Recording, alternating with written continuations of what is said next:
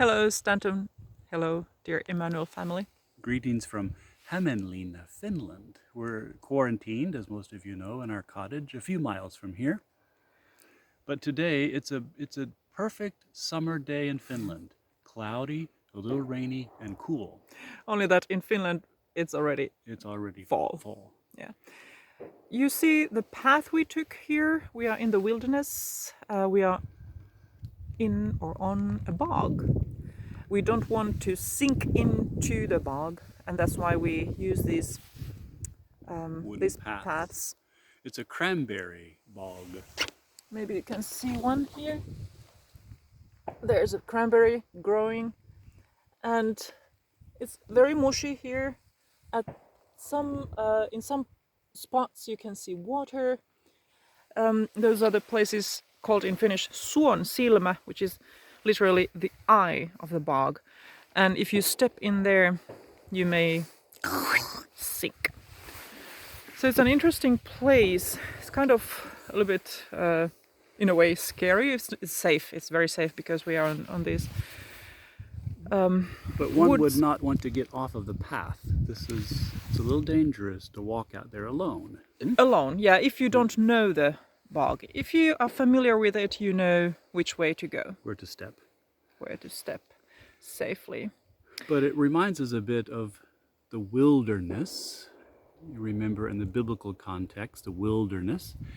It's a place where one would not want to go alone because you don't know who's out there, robbers, bandits, or what's out there. In the biblical context, in the ancient Near Eastern context, the wilderness is a place where the demons roam. So it's not evil spirits. It's not a place where one would want to go. And it's a place where it would get very hot. It would be desert many times. And there's like no food, no people live there. Maybe difficult to find water as well. So it's certainly not a destination that one would choose to, hey, let's go into the wilderness. Now, with that context in mind, we also think about Jesus, who did intentionally go alone into the wilderness to pray, of all things. And what happened there? Jesus was tempted by the evil spirits that were in the wilderness. But Jesus also knew that he was with God and God was with him.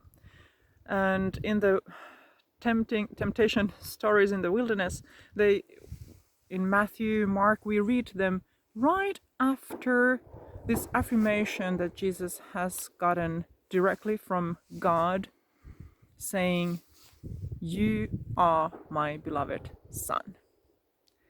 And with that affirmation with him, he goes to the wilderness. So the message is clear from those temptation stories. Jesus met God there. God who is also present in the wilderness. There is no place where God is not. And in these times in which we find ourselves in the pandemic, in the shadows of death, in the shadows of disaster. In shootings, you hear the shootings here. This is shooting range, yeah. Yeah, so many of us find ourselves in that situation of the wilderness, where we don't want to be. Yet, we are. And the affirmation from the biblical text is God is here with us, even in the wilderness. Yesterday I talked to a new friend who's done quite a lot of Ignatian spirituality things. And we were discussing spirituality and how and where to encounter God.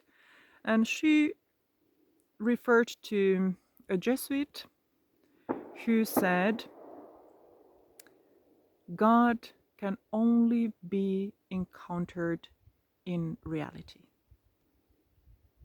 Reality, where we are today, whatever it is, that is where we encounter God. So we greet you again with love, with longing here in this wilderness, and for many, many, many of us in our soul's wilderness. And we affirm that God is with us. Thank you. Peace to you. Amen.